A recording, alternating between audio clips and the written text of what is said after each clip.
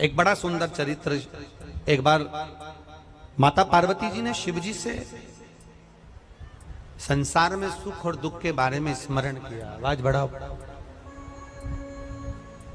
शिव जी से सुख और दुख के विषय में माता पार्वती जी ने प्रश्न किया। थोड़ा ध्यान से सुनना, बड़ा अच्छा चरित्र। काशी में नंदन वन में भगवान शंकर और पार्वती बैठे हैं।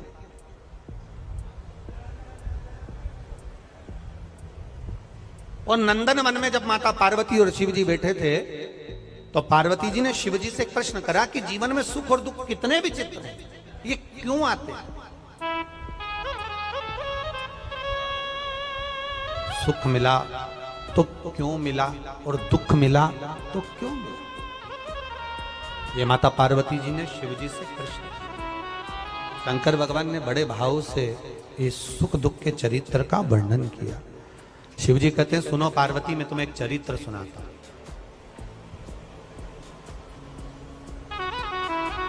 नंदनवन काशी में बैठे हैं।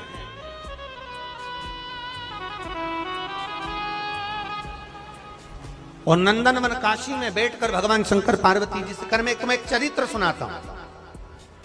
एक सेठ जी, करोड़पति, धनपति, अरबपति, बहुत पैसा,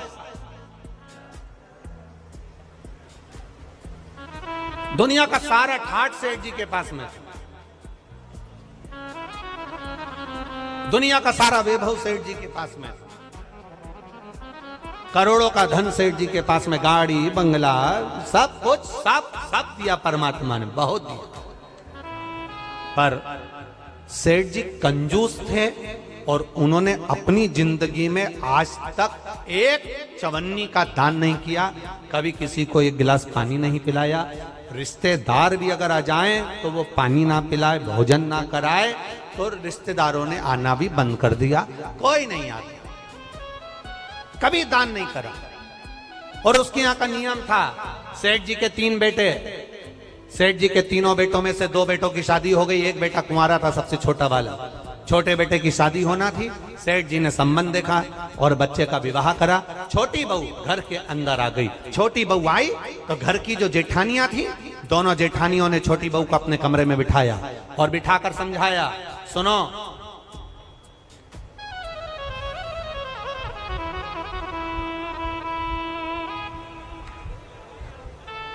पहले ऐसा नियम था, अब आजकल ऐसा नियम तो नहीं है, पर पहले ऐसा नियम था कि लड़के की शादी होती थी और बहू को लेकर आता था ना, तो अपने खुद के घर में बहू को लेकर बाद में आता था। पहले उसको रुकने की व्यवस्था कोई रिश्तेदार के यहाँ, कोई नातेदार के यहाँ, कोई संबंधों के यहाँ, कोई पहचान वाले के यहाँ, उसको बहू को रखा जाता था। बोलो भोपाल में ऐसा था कि नहीं था? अरे बोलो, जम के तो बोलो, था ना ऐसा? लड़का शादी कर कर बहू को लेकर आया, सीधे अपने घर नहीं आया, पहले उसको कोई मित्र के आदि कादिक पहचान वाले, दीदी, जीजा, बहनोई, नातेदार, रिश्तेदार, कुटुंब, कबीला, अड़ोसी पड़ोसी, रिश्तेदार वाला, उसके यहाँ पर उस बहू को, उस छोरे को, बहू बेटा को वहां रोका जाए। काहे के लिए रोकते थे? उसको रोकने का कारण क्या था? उसको रोकने का कारण केवल एक था। क्यों रोका जाता था?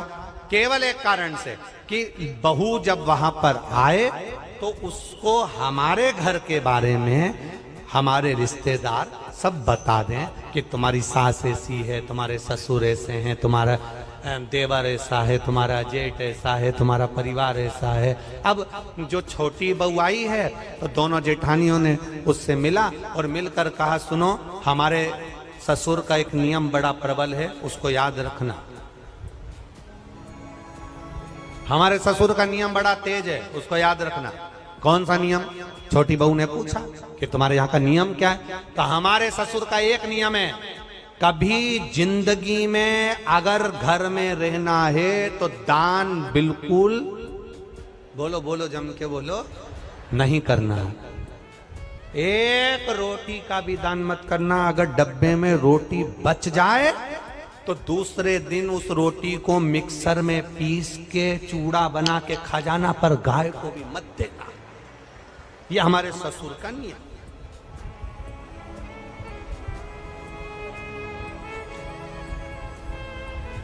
मेरा विश्वास कहता है अपने भोपाल की तो ऐसी बहू नहीं होगी और ना ऐसा कोई रिश्तेदार होगा कि रोटी गाय को भी ना दी जाए, कुत्ते को भी ना दी जाए और पक्षी को भी ना दी जाए। एक विश्वास कहता है मेरा, भरोसा कहता है मेरा, और हमारा भरोसा ये कहता है कि सनातन धर्म में ऐसा कोई व्यक्ति नहीं जो गौ माता को एक रोटी ना देता हो, सब देते हैं। सनातन धर्म में ऐसा कोई, हम दूसरे की कोई बात नहीं कर रहे, हमें अपने घर से मतलब है, हमें अपने घर से। कई लोग आपको मिलेंगे, कई लोग आपको कहने आएंगे, वो दूसरे की बात करेंगे कि उन्होंने ऐसा कर दिया, उन्होंने वैसा कर दिया। हमें दूसरे धर्म से कोई मतलब, हम अपना घर देखें ना पहले। आज के समय में लोग अपना घर देख नहीं रहे, अपना सनातन धर्म देख नहीं रहे और दूसरे धर्म से मतलब रखे तो क्या मतलब उसका। हमें अपने से मतलब है, अपना घर हम देखें, अपना परिवार हम देखें। कहा हमारे यहां का नियम है, एक रोटी भी गाय को ना जाए, एक रोटी भी कुत्ते को ना जाए, जरा सा भी दान नहीं करोगे। छोटी बहू से कहा नियम याद रखना। छोटी बहू ने मन में सोचा मेरे पिताजी तो हमेशा कहते थे कि दान करो, धर्म करो, साथ जाएगा। दान करोगे साथ जाएगा, रोटी खिलाओगे साथ जाएगा, किसी को पानी पिलाओगे साथ जाएगा। ये बाकी का तो सब यहीं छूट जाएगा। बाकी का जो तुमने दान धर्म पुण्य करा, कथा सुनी, स्मरण करा, कीर्तन करा, मंत्र जाप करा, दान दिया, यही तो साथ जाएगा। अब इस छोटी बहू के पिताजी ने ये समझाया था और ससुर जी कह रहे कि एक अन्न का दान नहीं होना चाहिए, 1 रुपया दान नहीं होना चाहिए। बड़ी बड़ी ठीक है, जाई विधि राखे राम, जम के बोला करो जरा, ताई विधि राई। हम तुमसे बार बार इसलिए बुलवाते हैं कि तुम्हारे पास में कोई बैठी हो और वो कर रही हो तो तुम उसके पास में बैठकर कम से कम बोल तो दो। जैसे ही बोलोगी वो भी जाग जाएगी, थोड़ी बहुत तो उठ ही जाएगी। अब छोटी बहू ने कहा ठीक है, जाई विधि राखे राम, ताई विधि, और सीताराम सीताराम सीताराम कही चालू। बहू रहने लगी। 4 महीने बीते, बहू छज्जे में कपड़े सुखा रही थी, गैलरी में कपड़े सुखा। नीचे एक भिखारी आ गया, उसने आवाज लगाई, 3 जन्म से कुछ नहीं खाया है,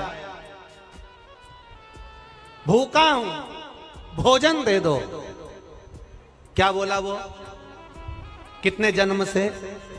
3 जन्म से कुछ नहीं खाया है, भूखा हूं, भोजन दे दो।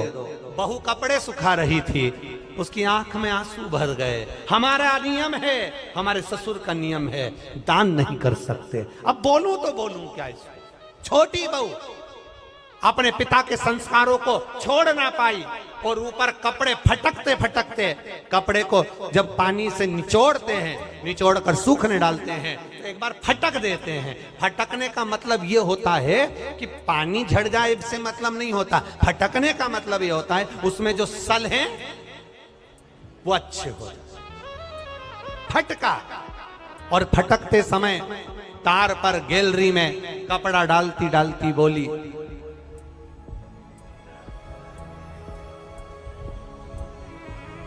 बासी खाना खा रहे हैं, कल हमारा उपास है। क्या बोली? आप भी बोलो, जम के बोलो। बासी खाना खा रहे हैं, कल हमारा उपास है। इतना भिखारी ने सुना और भिखारी चले गया। अब भिखारी तो चले गया, पर नीचे जो कुर्सी डाल के अखबार पढ़ रहा था, कौन? जम के बोलो ससुर। बस उसने सुन लिया। अच्छा हुआ तुमने ससुर बोला हो, नहीं तो एक जगह कथा कर रहे थे, उन्होंने कह दिया एक भिखारी तो चले गया पर नीचे जो कुर्सी डाल के अखबार पढ़ रहा था, तो लोगों ने कह दिया वो भी। भोपाल के लोग एक बात तो है, इस मामले में समझदार बहुत है।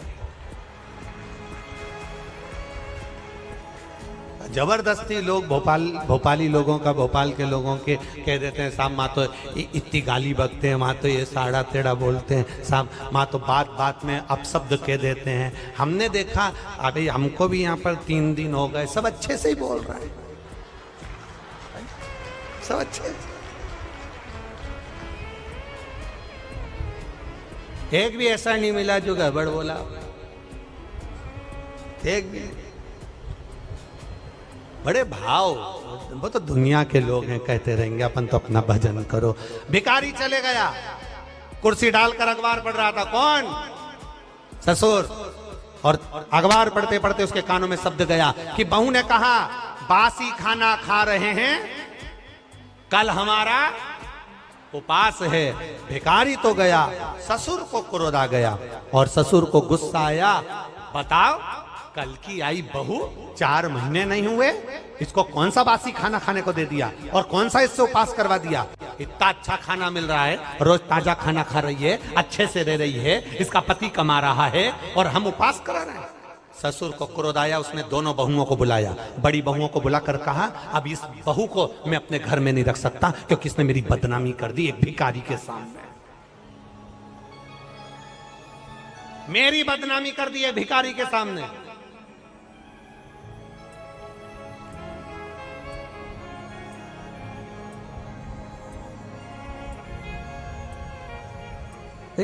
होता है। एक सास भी ऐसी थी, एक कथा में आता है, एक सास ऐसी थी, वो कभी दान नहीं करती, एक चीज नहीं,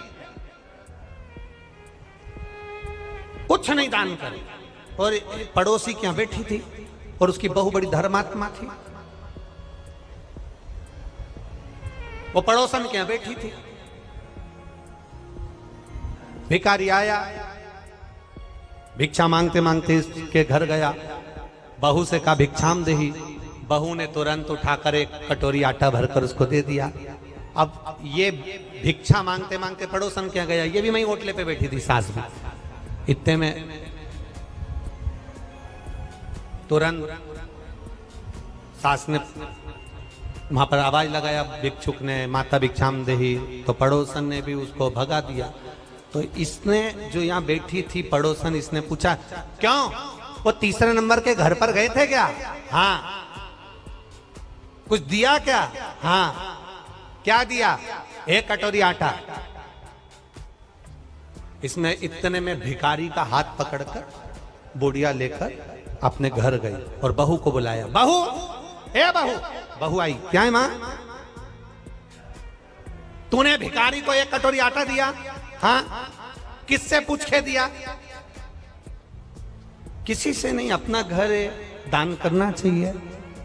इतने में सास को गुस्सा आया और भिखारी से कहा, भिक्षुक से कहा तुमने मेरे घर से आटा लिया? हाँ। वापिस दो।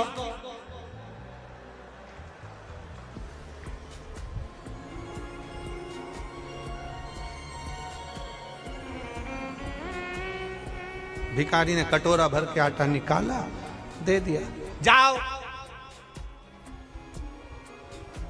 इस घर में मेरी चलती है, मैं बोलूंगी तो बहू आटा देगी और मैं बोलूंगी तो नहीं देगी। जाओ, मैं जब तुमसे बोलूंगी तुम आओ, तुम आना, फिर मैं आटा।